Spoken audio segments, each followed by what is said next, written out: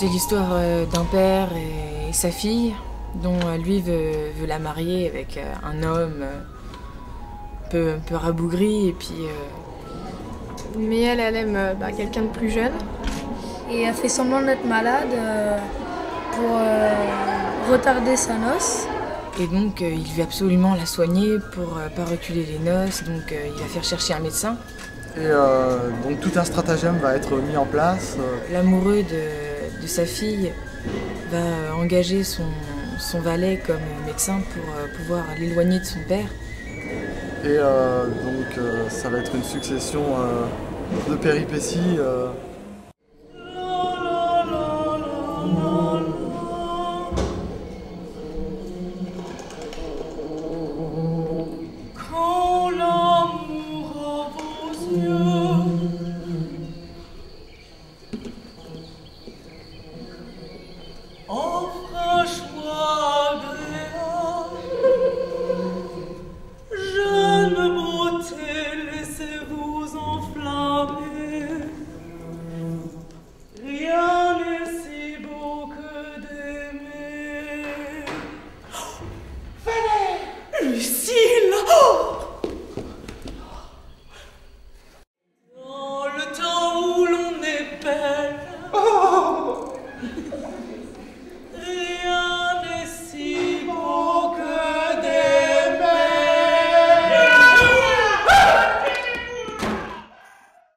Sandrine a travaillé beaucoup sur la rythmique, la rythmicité, la musicalité de la langue comme une partition de musique en fait. Eh bien, Sabine, quel conseil me donneras-tu? Oh, vraiment, il y a bien des nouvelles.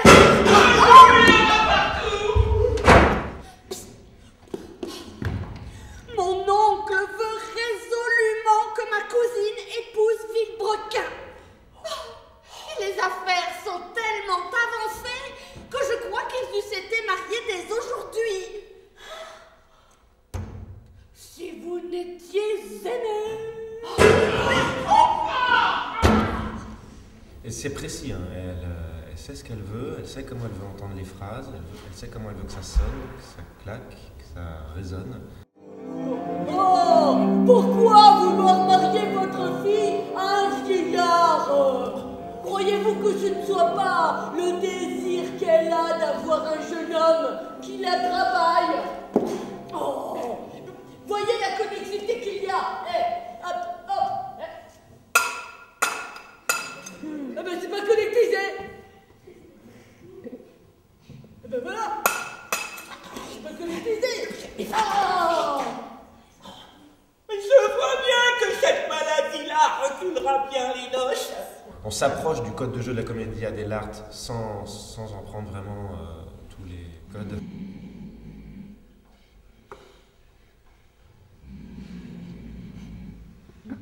Je songe une chose.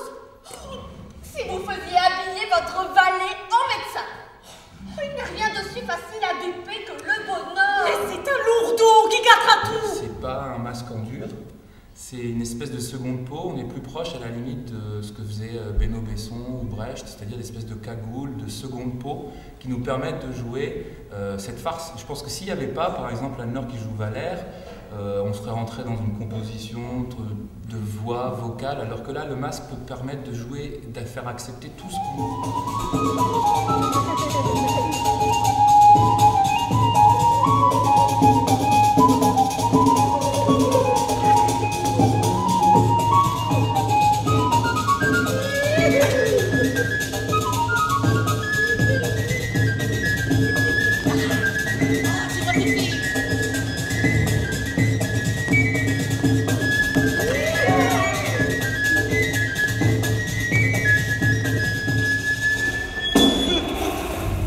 C'était vraiment l'idée du jeu où tout le monde peut tout faire. Ça, c'est une idée très baroque, en fait, où on peut toujours changer, inventer d'autres choses.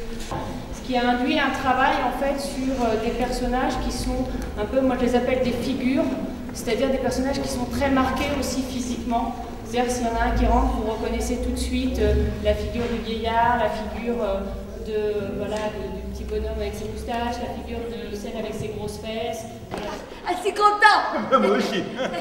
Aussi parce qu'on est dans un théâtre qui n'est pas du tout un théâtre de la psychologie, qui est dans un théâtre vraiment de l'immédiateté, un peu comme un théâtre de foire. Il faut avouer que tous ceux qui excellent en la matière sont dignes de grandes louanges. Et particulièrement ceux qui font profession de la médecine. Tant à cause de son utilité que parce qu'elle contient en elle plusieurs autres sciences. Une science, deux sciences, trois sciences, plusieurs autres sciences. Ce qui rend sa parfaite connaissance fort difficile.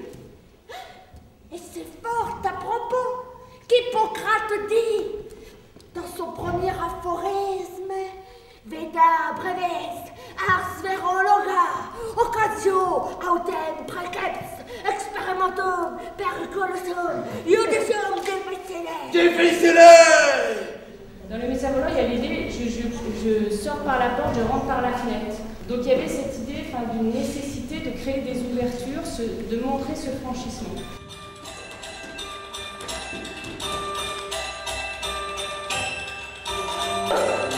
C'est la maison, mais c'est aussi le Castellet, c'est comme un petit théâtre, c'est les coulisses, et c'est en fait, on voit la transformation. Et on s'est raconté aussi tout ça, c'est que ce qui est assez...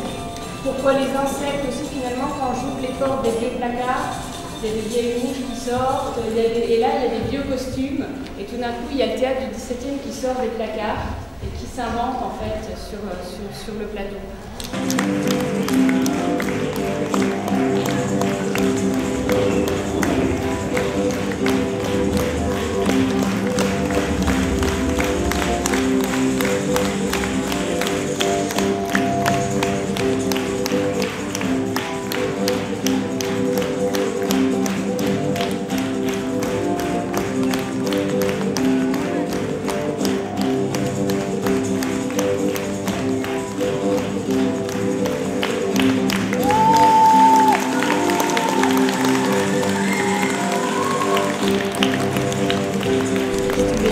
Coloré, dynamique. C'était dynamique, imprévisible et ça, une succession de péripéties qui nous donnait envie de voir la suite avec un final qui se termine bien. Enfin, du bon Molière. On retrouve du Molière dans la façon de jouer. Cette connexion entre les spectateurs et puis les acteurs, c'était assez époustouflant.